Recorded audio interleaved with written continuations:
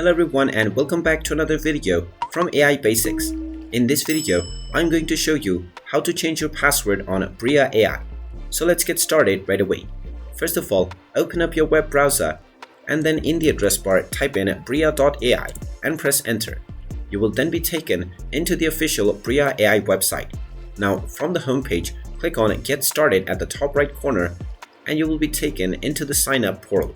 Now in order to log into your account, click on the login button and you can proceed with logging into your account first. However, there is no option to change your password from within. So in order to change your password, click on the Forgot Your Password button underneath the login box. You will then be asked to enter your email address. Type in the email address that you used to sign up for your account and click on Send Link. You will then be asked to check your inbox. So log into your email account and you will find the password reset link that you can click on to change your password. Just click on the link within your email and you will be allowed to create a new password for your account. After setting up your new password, you can go back into the login page and then use your new password along with your original email address to log into your account. And there you have it. That is how easy it is to change your password on Bria AI.